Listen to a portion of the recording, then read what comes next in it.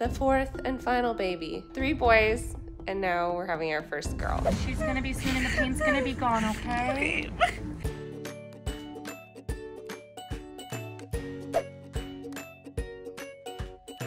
Hi, I'm Hannah. I'm the world's okayest mom, and I am 39 weeks pregnant. Very much over it, very much ready for this to be done. So imagine my surprise. 9 short months ago, I find out that I'm pregnant again. But it was such a welcome, exciting surprise. I'm always so excited to welcome one more. And then imagine my absolute shock when we find out we're having a girl. I thought we only made boys. Honestly, it didn't quite sink in until she was born that we were gonna have a daughter. You might have seen that with my current youngest, Henry, I ended up filming his birth. I'd never documented any part of birth before that, and it was so amazing to film it and get to re-experience it. So I've decided I'm gonna do it again because birth is so different every time. I am going to take you along on this journey of the fourth and final baby. Give me some eviction vibes. Let's get her out. I should have known that maybe I was having a girl because this pregnancy was so different from my other ones. It was so much harder. I was really, really sick, violently ill for about 17 weeks. I had way more pain, more fatigue, more heartburn, nausea at the end of pregnancy, just all those side effects of pregnancy that you read about. I was experiencing all of them. I would love for her to come out soon because I'm not sleeping at night at all. I'm over it. I'm not one of those people who likes being pregnant at all. Someone said, "Can you say one good thing about pregnancy?" And I was like, no. 39 weeks. About done. I'm so uncomfortable and tired. It dawns on me, I literally haven't bought anything for this baby, and I'm totally unprepared. So I was feeling really panicked about a couple key items that I hadn't bought yet, but Matt had a little surprise for me. I do this every time. I don't buy a stroller, then the baby's here, then I panic, I get backed into a corner, I buy whatever stroller's at the store, and I don't like it. It's not the stroller I wanted. So I was venting to Matt, and he said, "Do you want your surprise?" And I said yes. So he's outside getting something, and I'm very excited to see what it is. Oh my gosh! What?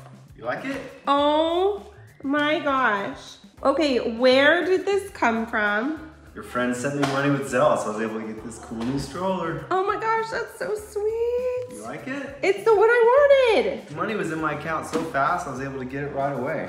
Oh my gosh. Okay, let's take it for a test run. Let's get the kids. Woo, looking good. Who's gonna sit behind you? Yeah.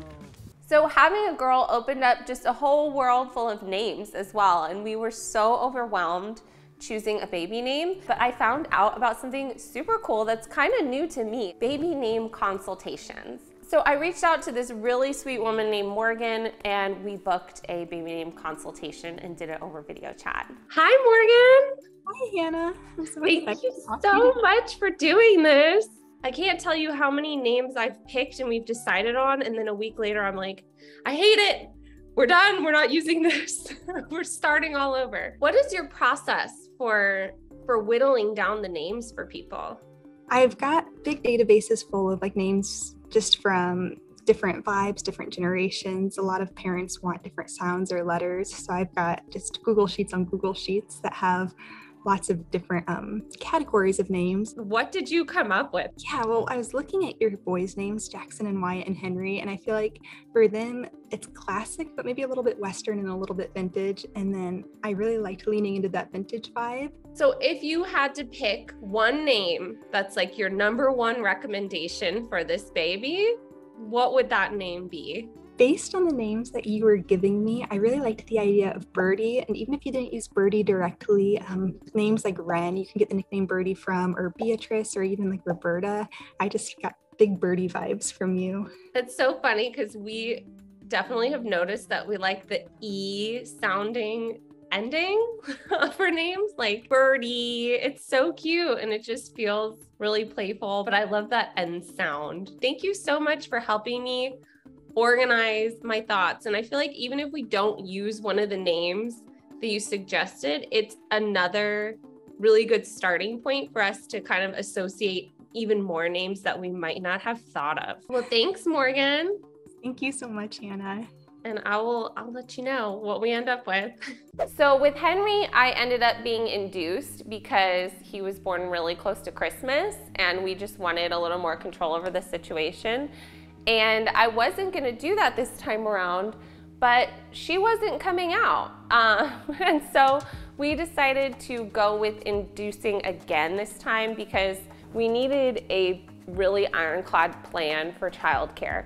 If I were to go into labor in the middle of the night, we have 3 kids who someone has to stay home with, and we live really far from my family. So with that date in mind, I really had high hopes to do a lot of family stuff, do a lot of outings, and of course, nothing ever goes to plan, and we all got very sick with a really bad cold.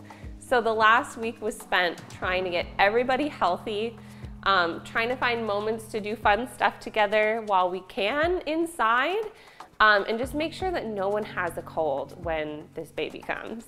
How many are there? 1, 2, 3, 4, 5, 6, 7, 8, 9. 20. Almost. 20. 4 days until my induction, and I woke up this morning 50 times worse. I feel like garbage. Oh my God, I'm trying so hard not to throw up. I wanted to spend these last few days like enjoying time with the kids. And here I am, like stuck in bed. Oh my God, I look like poop.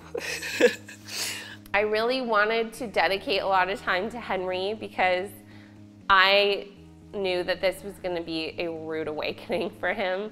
He is so much the baby of the family. I knew it would be a big adjustment for him because we're so close. So I dedicated a lot of time to Henry, a lot of cuddles to Henry, because he knew a baby was coming, but I don't think he really knew what it meant. TMI, if I don't like regularly pee, every time I cough, I pee my pants. I've had to change my pants 3 times today because she's so low and she's putting so much pressure on my bladder. So I had my final doctor's appointment before my induction date. It's 2 days away. I needed a cervical check and I'm 3 centimeters dilated. I was having some contractions, not painful ones. He did what's called a stripping your membranes, which is kind of like loosening the amniotic sac from inside the uterus. It's supposed to help with like a smoother labor. It wasn't like unbearable or anything, but it was uncomfortable. And that was it. So now we wait, but I can't stop peeing. So I feel like it's near. This is the last full day of the baby bump.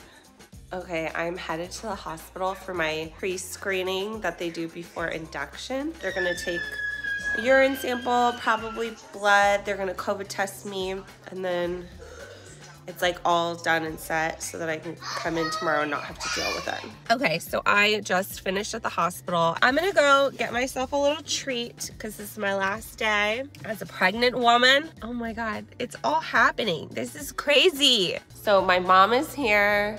I'm all set to go at 5 a.m. tomorrow. Hi guys. Hello. Are you excited to have a baby sister tomorrow? Yeah. Yeah? Who's gonna hold her first? Me. Me. Me. Me. I'm gonna miss you guys tomorrow. We at the hospital. I know. Do you want to say anything to your sister before she's born? Hi.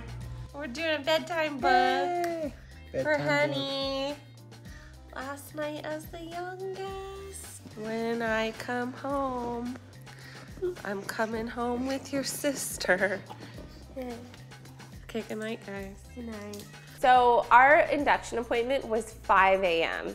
But that did grant me the luxury of getting ready for birth. I got to do my hair and makeup. It felt very reminiscent of having Henry. It was like total flashbacks to putting on my makeup, pitch black outside in the bathroom, heading out in the darkness to go to the hospital. So I get to the hospital, I get admitted, I go to my labor and delivery room, and they did a cervical check on me, which is basically they shove their whole like arm up there to reach your cervix and see how open it is. And to give birth, your cervix goes from completely closed to 10 centimeters dilated, which is how open it is to fit the baby out. So every time I've gone to the hospital, I've been at about a 3 or a 4 centimeters dilated. It's kind of that pre-labor where your body is starting to get warmed up. I was 6 centimeters dilated. So I had been in medium labor, I'd say, where things were really moving quickly. I just hadn't noticed. I'm 6 centimeters dilated. So they were like, you might want to get your epidural now if you want it, because it's gonna go really fast probably once they hook me up to the Pitocin. This one's very different than Henry. Yeah. Like so Henry, far. it just wasn't budging. This one is like lightning speed. Knock on wood. But yeah, I hate this. Is my least favorite part. I hate IVs. Yeah. And I'm hungry. Anesthesia has a whole hospital full of patients to tend to, so they're not always at your beck and call. So the timing is really important for getting your epidural, and I opted to get it before they hooked me up to the Pitocin so that if things got crazy, I'd at least have that epidural. I'm hooked up to fluids, and they're gonna come in as soon as I've had enough fluids. They're gonna come in and give me my epidural and then hook up the Pitocin. I can feel myself having a contraction now. They're getting a little more frequent. I'm like, maybe I just deliver normally. So they gave me a bit of time just to see what would happen, and maybe the labor would kickstart on its own. But eventually I got hooked up to Pitocin, which causes synthetic contractions, I guess, and usually helps move things along. Just a waiting game. Nice and comfy though, because I have my epidural, so. The epidural is on a constant drip. It's kind of just the same as an IV, but it's in your spine, which is a little scary, but when you're in that level of pain, it's in my opinion, very much worth it. I'm having contractions, but my water needs to break. In the meantime, while we were waiting for my doctor, we decided to try some positions to see if my water would break. They ended up sitting me upright in the hospital bed. It's not working, nothing's really happening. So Matt and my mom decided to go get coffee. And in the meantime, we are planning to put me back on my back and try something called a peanut ball. It's a big ball shaped like a peanut. You put it between your legs, they get the peanut ball in, and what do I feel? I feel basically a rubber band snap inside of me. That's how I would describe your water breaking. Oh my God, okay. Now like fluid is coming. Here, I put that towel there for her so we can put it between your legs. My epidural was gravity-based. So when they put the epidural in your spine, it goes with the gravity of your body. The epidural wasn't up here anymore because I had been sitting up. Start breathing now. Start breathing now. There you go. Start breathing out. It's like a wave, okay? It's gonna come and go. The contractions just ramp up from 0 to 100. Oh my God. Oh my God. They were like, oh snap. Your mom and Matt have to get back now. Oh my God, it hurts so bad. What? Oh my God, I don't care who checks her. Okay. And so they called anesthesia to try to get them to come up and give me what's called a bolus, which is basically just a boost of medication to try to make it a little more pain-free. But anesthesia was in an operating room. I just started getting flashbacks to Henry's birth of the realization that I was gonna feel it again. She's gonna be soon and the pain's gonna be gone, okay? I promise. I promise, Hannah.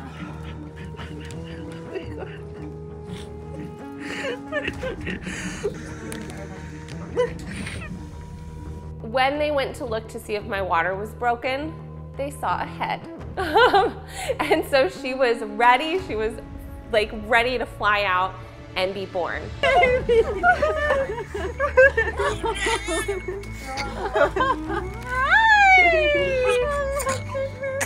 I know. Let's get that conky.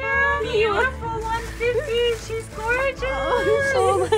in between. She's got so much hair. She does have a lot of hair. Oh my god. Her heart rate's beautiful. I'm gonna tuck her into you, okay, honey? Oh my god, that was so fast. Was that one push? We have a baby girl. Baby girl. Oh, Dad. Proud Dad. Oh my gosh, I love you. I love you. I immediately knew that I was gonna need stitches. Usually if you're doing like pushes every contraction, then your body stretches with each contraction and with each push, but with her, she just kind of flew out of me. But I was just so happy, I didn't care. I was like, do whatever you have to do. I'm so excited and happy to meet this little girl. Should be all good now. All stitched up. Matt is changing his first girl diaper. The first diaper that she's had as a person. So there's a lot of black tar. She just keeps peeing and pooping, no matter how fast he wipes. She's a little deuce poop. So my mom had been with the boys. They were so excited for us to get home. We walked through the door with little Lenny Jean in her car seat, and the boys just flocked to her. Hey guys! Now I knew Henry wouldn't take it great, that he had a whole meltdown. In that moment, it dawned on him like, this is here to stay. This. Jackson and Wyatt are seasoned pros. They're seasoned big brothers, and so they were just so ready to hold her. And I think that helped Henry get more excited too and kind of snap out of the shock and sadness of seeing this little baby. And so he got really excited to hold her as well. We were still recovering from this cold. A couple kids had to wear masks because I just didn't want her to come home and immediately get sick. So it wasn't that close contact welcome that I had really hoped for, but we worked with what we had. The boys got to all hold her. You need to be gentle. Okay, I'll be gentle. Henry, what should we do? She's crying. What are you crying about? She's hungry. Oh. Matt is obsessed with her. Oh my gosh, she's just his world. We fight over being able to hold her. It's been so surreal and so special, and she's just magical. Perfect. Magical. To Lenny, a new girl in the family, a new baby girl. Cheers, sweetie. Oh, that's good.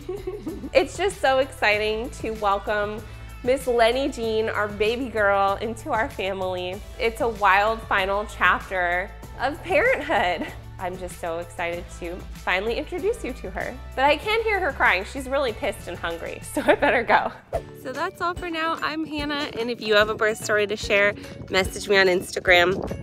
Or if you have any questions about birth, message me on Instagram too. If you'll please excuse me, we're gonna go take our very first family walk and move her into the snazzy new stroller. Till next time.